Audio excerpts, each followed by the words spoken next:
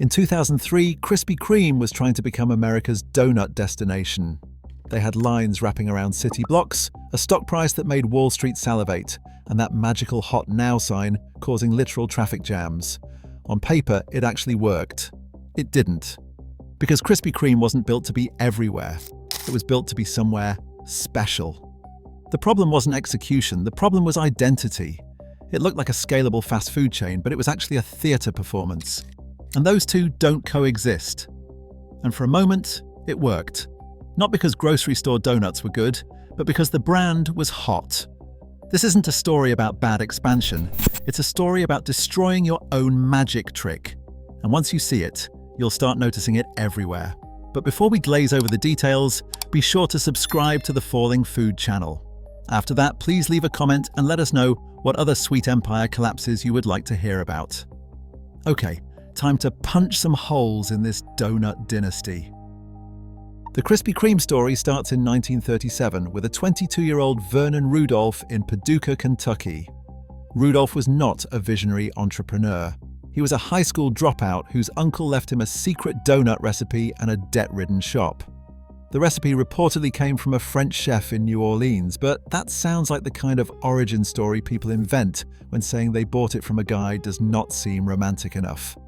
Rudolph had little business experience, but what he did have was determination and a recipe that people found almost magical. His uncle Ishmael Armstrong had purchased the recipe from a New Orleans chef and started making donuts in Nashville before expanding to Kentucky. When Rudolph inherited the operation, he was not inheriting a gold mine. He was taking on a struggling business with more potential than profit. When business in Kentucky went stale, Rudolph loaded up his 1936 Pontiac with donut-making equipment, $25 in cash, and the recipe, and drove to Winston-Salem, North Carolina. He went to Winston-Salem because his uncle had connections there, and sometimes the best business strategy is simply knowing a person who can open doors. The tobacco industry was booming in Winston-Salem at the time, creating a steady stream of workers with disposable income and a taste for simple indulgences. Rudolph was not trying to revolutionize the culinary world. He just wanted to make a living selling something people liked. It was not calculated market research, it was opportunity meeting preparation. Rudolph rented a building on South Main Street for $25 a month and started making donuts. But here is where the magic happened. Not in the recipe, but in the smell. The aroma of fresh yeast donuts wafted through the streets of Winston-Salem like a carb-powered siren song. People literally followed their noses to his door. Initially, Rudolph planned only to sell wholesale to local grocery stores. The building was a production facility, not a retail shop, with equipment crammed into a small space. But those aromas changed everything. Pedestrians started knocking on the door, cash in hand, asking if they could buy donuts directly. Rudolph recognized serendipity when it smacked him in the face. He cut a hole in the wall and started selling hot donuts directly to passers-by. No fancy storefront, no marketing campaign, just the primal power of fresh-baked sugar hitting your nostrils at exactly the right moment. The name Krispy Kreme came from the texture. Those donuts were genuinely crispy on the outside and creamy on the inside. Revolutionary? Hardly. But accurate? Absolutely. Sometimes the best marketing is just describing what you actually do. The spelling with K's instead of C's was not some stroke of branding genius. It was just the 1930s equivalent of naming your app Pixar instead of Pictures. That kind of quirky spelling was common for businesses at the time. What mattered was not the spelling, it was the experience. The real branding genius came later with the Hot Now neon sign, which was not installed until the 1990s. That simple red beacon became Pavlovian conditioning in light form. See the sign, taste the glaze, empty your wallet. For decades, Krispy Kreme was perfectly content being a regional southern charm. The company grew slowly and methodically, opening stores primarily in the southeast. They sold to local grocery stores, but the real experience happened at their shops, where customers could watch the donut-making process through glass windows, dinner theater, but with more sugar. Throughout the 1950s and 60s, Krispy Kreme expanded, but conservatively. Rudolph was not interested in conquering the world. He just wanted to run a good business. Stores opened in nearby states like South Carolina, Tennessee, and Kentucky, but always with an emphasis on maintaining quality control. When Rudolph died in 1973, the company had fewer than 60 locations, a tiny footprint compared to competitors like Dunkin' Donuts, which already had over 1,000 stores. But what Krispy Kreme lacked in size, it made up for in devotion. Its customers were not just customers, they were evangelists. By the 1990s, the company had about 60 locations, mostly family-owned franchises. Then came the moment that changed everything. Krispy Kreme started expanding beyond the South. When they opened in New York City in 1996, something extraordinary happened. New Yorkers, people who supposedly had access to the world's best everything, lost their minds over these southern donuts. Lines stretched for blocks. News crews covered the opening like a royal wedding. People who prided themselves on sophistication were reduced to gushing children over fried dough. It wasn't just that the donuts were good, it was the entire experience. The theatre of production, the warmth of the staff, the simple pleasure of something made right in front of you. The early 2000s were Krispy Kreme's Apollo 11 moment. The company went public in April 2000 with an initial public offering that raised $63 million. The stock price went absolutely bonkers, from $21 to over $105 per share by 2003. Wall Street could not get enough of this glazed gold mine. What made Krispy Kreme so appealing to investors was not just the product, it was the growth potential. Every new market they entered responded with the same fevered enthusiasm. Open a store in Phoenix, 3-hour lines. Launch in Las Vegas, traffic jams. Debut in Denver, people camping overnight like it was a supreme drop. The promise of rapid growth was intoxicating. By 2004, Krispy Kreme had exploded to over 400 locations worldwide. The Hot Now sign became a cultural phenomenon. People would drive miles out of their way, call ahead to check if the sign was lit, and show up in pajamas at midnight for fresh donuts. It was not just food, it was a pilgrimage. The company was pulling in over $665 million in revenue annually. Chief Executive Officer Scott Livengood became the poster child for American entrepreneurship, ringing the opening bell at the New York Stock Exchange while wearing a tie covered in tiny Krispy Kreme logos. Livengood was everywhere. Business schools taught Krispy Kreme as a case study in viral marketing before social media even existed. The company barely spent money on traditional advertising because they did not need to. Their customers did the marketing for them, dragging friends to stores, bringing boxes to offices, and creating what we now call user-generated content by documenting their Krispy Kreme experiences. Viral marketing seemed effortless.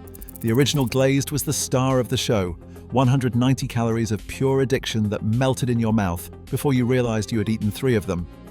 But the real genius was the theater of it all.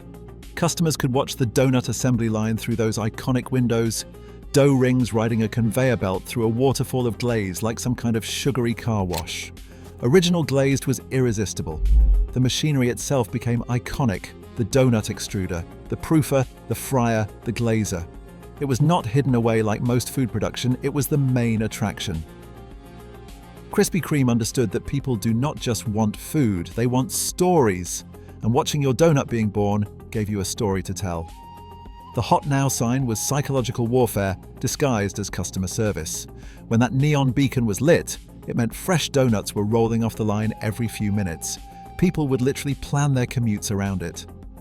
The sign created urgency in an industry that had never been urgent before. Hot Now changed behavior. Free samples were handed out like candy, which, to be honest, they basically were. One taste of a hot glazed donut was enough to turn casual passers-by into loyal customers. It was drug dealing but legal, and somehow even more addictive. Free samples converted strangers into regulars. The first crack in the glaze appeared when Krispy Kreme made a fatal decision. They decided to put their donuts in grocery stores and gas stations. Sounds smart, right? More locations, more revenue, more customers. Except there was one tiny problem. Those donuts were not hot, fresh, or remotely similar to the experience that made people fall in love with the brand in the first place. Customers who tried Krispy Kreme for the first time at a gas station were not getting the real experience. They were getting a sad, stale approximation.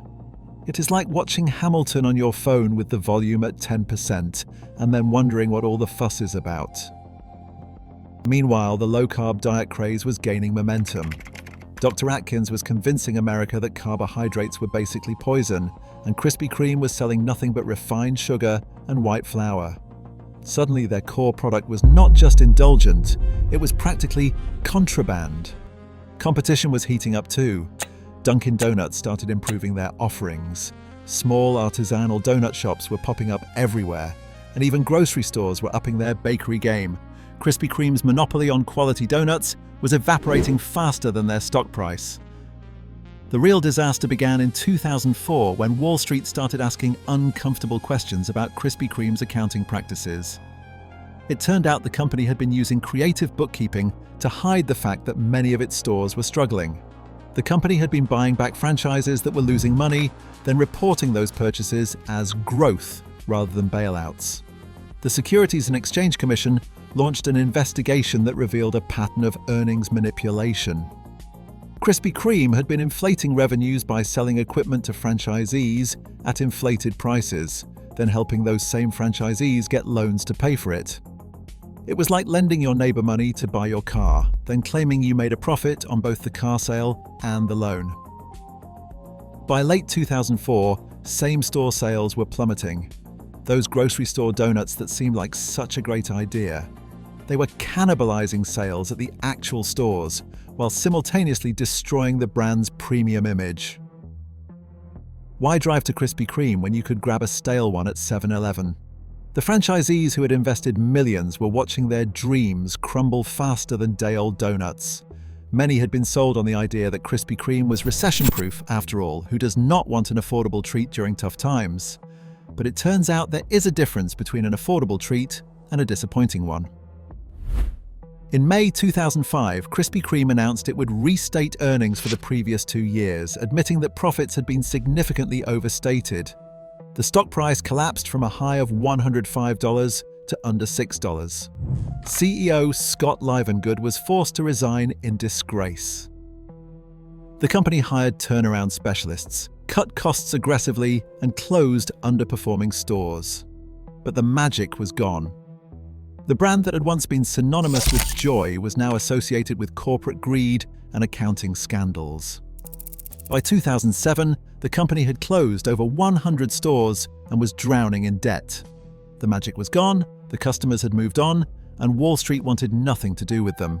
Krispy Kreme was on life support, its iconic light dimming by the day.